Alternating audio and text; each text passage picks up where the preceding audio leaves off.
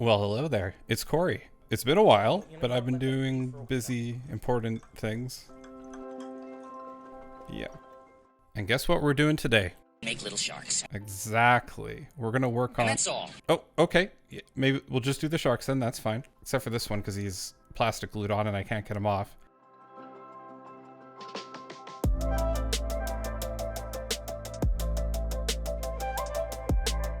Alright, this is a pretty bonkers easy method. We start with whatever mid-tone we choose and paint half the shark. I just start off by making a line all the way around the shark so I can just fill in the blanks. For the top of the shark, we're going to take a darker color, and sharks are always lighter on the bottom, darker on the top. And we take our mid-tone, mix a little bit of it in so that it's a little bit more cohesive, paint another layer, and then we're going to grab another color, in this case a blue, mix some of the old color in for cohesion, and use that to finish the top of the shark off. The lines separating the layers don't need to be perfect, and you'll see why soon, so paint quickly. At this point, we've just been base coating, so for our last step, I add an off-white to our original mid-tone to finish off his shark bottom.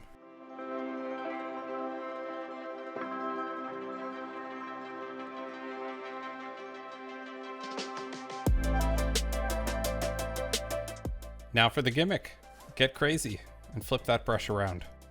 There you go. We're going to take our dark top color in a pile and just boop it. From there, we just start tapping along the divide between our colors. Trying to stay mostly on the line. We want big circles, small circles, and everything in between for variety.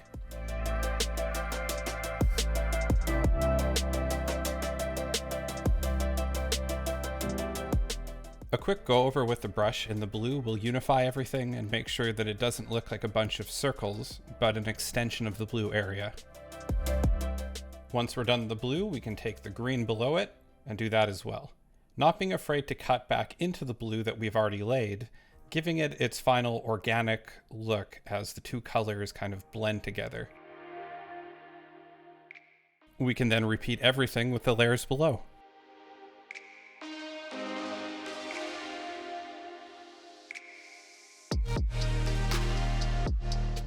I'll cover the saddle apparatus and jaws later in the video, but for now I'll quickly mention how I do the scars. I take whatever pink looks good and I mix it in with twice as much flow improver. It goes right into the gaps, which is great if you have a shaky hand like me. So what do you think? This is not the shark. Really? I thought it looked pretty good.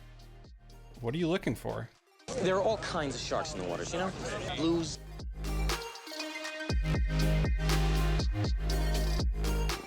I'm not going to crank your gills. This is going to be a higher effort shark, but you don't need to do it for your whole army. You could do it for like a centerpiece leader unit, or maybe you could do it for your whole army, you know? For base coating, I'm starting with a dark purple for his top, and then adding in a little bit of that purple into the light blue for his bottom half. Again, like the last shark, doesn't have to be exact and perfect. We'll clean it up later.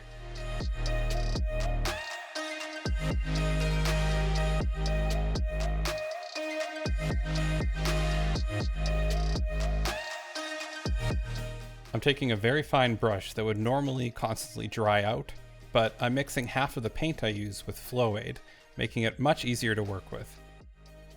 I'm going over the whole shark and drawing tiny little diamonds. They can be thick, they can be messy. This isn't surgery. This will be very forgiving by the end. And I tried drawing individual diamonds on one side and a grid of diamonds on the other, and it came out exactly the same. So just draw a grid. Save yourself the time. Next, go along and draw tiny little lines in the center of each diamond. You start off slow like me here, but by the end, you're flying. Remember to touch your brush to a paper towel every time you reload your brush.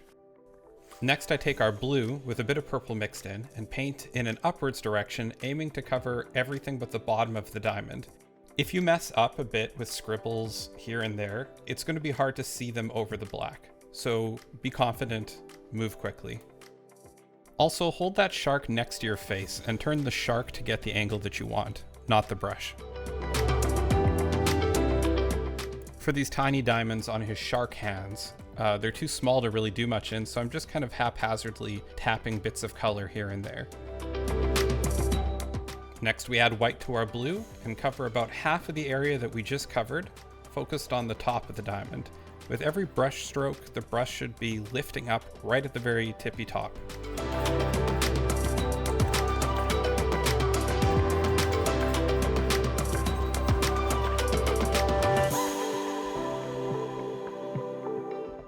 Now for the last part, and let's be honest, hardest part. I add even more white to the mix so it's a barely blue tinted white, and I focus on the very top left of each diamond. In addition, you're going to make a vertical line from the center of the diamond to the top, just to the right of the black one that we put down before. We're then going to put another small line from the far right to the top of the diamond. This will make an upside down triangle or pyramid shape. You can do each triangle fully, or do what I do here and make a pass for each line. If this is too intimidating, you can stick with just the first highlight at the top left, but the end result won't look as bright, but maybe you'd prefer that.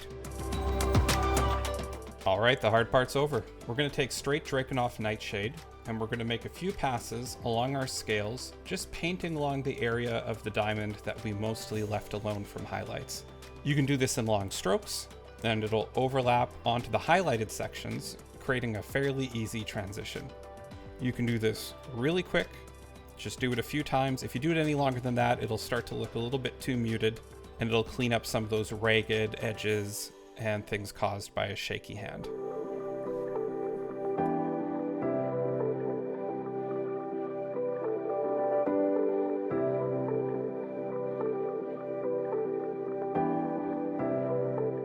Finally, I add some white to the blue for the belly, which I would paint by hand, but I have an airbrush, so I'm going to use an airbrush.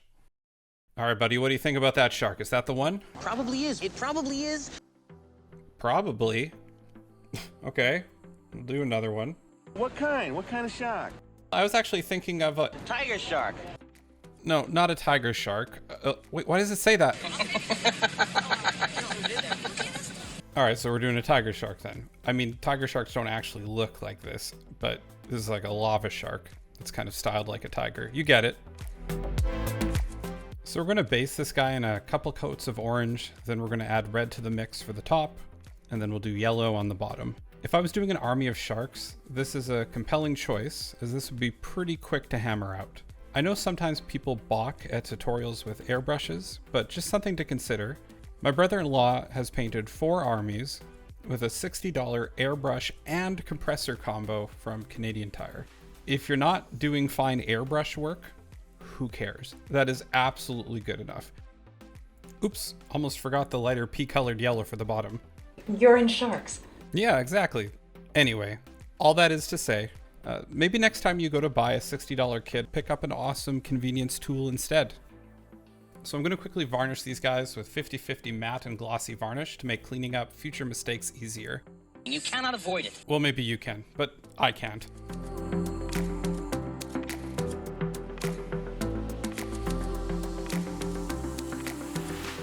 For the fins, I'm going to mix red and black and just roughly stipple them into a tigery kind of pattern. Nothing to it. The secret is just having a brush that you absolutely disrespect, that is frayed and worn and has really messed up fibers. It honestly just makes it easier.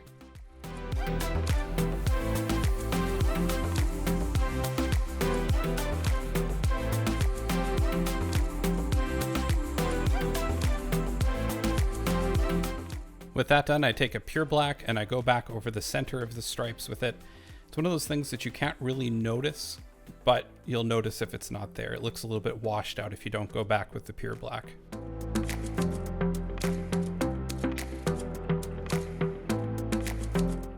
All right, it's looking good.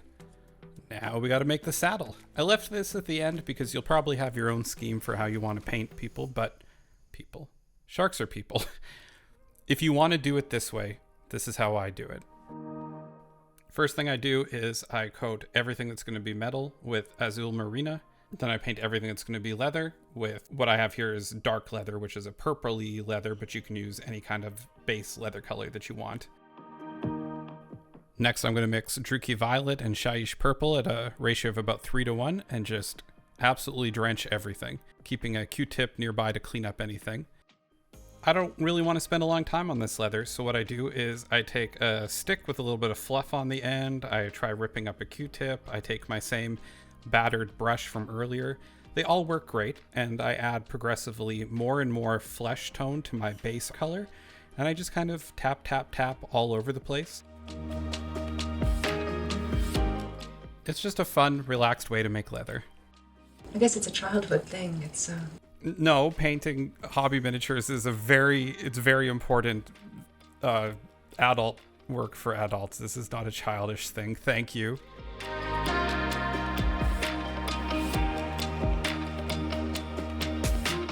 For the metal, I grab the same blue from before and just start haphazardly slapping it into places where I think that there will be highlights. I move quickly, I take moments to squint at it to make sure that my highlights make sense, but I'm not focusing on one spot for too long. This is just kind of the initial foundation. If you notice here, I'm doing a lot of overbrushing, dry brushing. In fact, an actual small fan brush or dry brush would be great here as well. I think people kind of think that non-metallic metal or things like it are so intense and scary that they end up going so slow and so methodical that they spend so much time that they burn themselves out on it, and it kind of takes all the fun out of it. From here, I add a little more ivory to my blue, covering less and less area, remembering that I'll be cleaning up most of this in the glazing stage. By the way, that 8K interactive ivory, you should pick some up. It's a Great white. Sorry, what did you say? It's a great white. Oh, okay.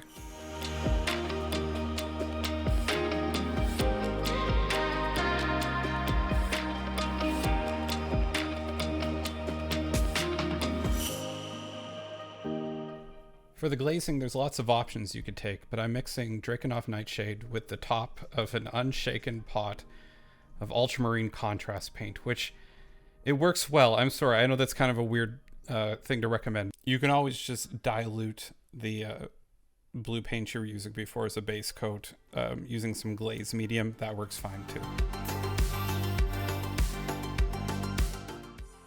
3 passes is all you should need to blend everything together.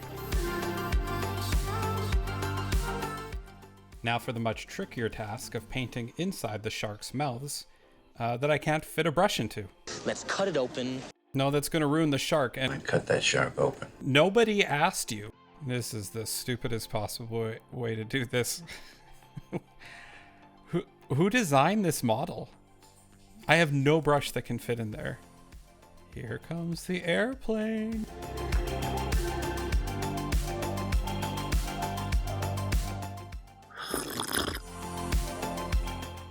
Last thing to do is to paint the gums the same pink that we used for the scars, paint the teeth in off-white. Then I'm going to mix the Duncan Rhodes Too Thin Coats Antique Sepia 50/50 with Reichland Flesh Shade and just smear that all over everything. Come back and touch it up, and we're done.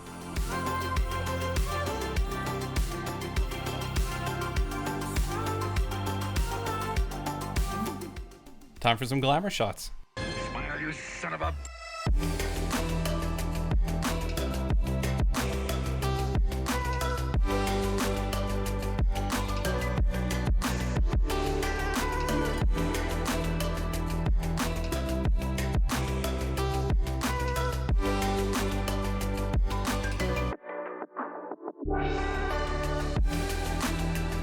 Here's to a new year of awesome videos.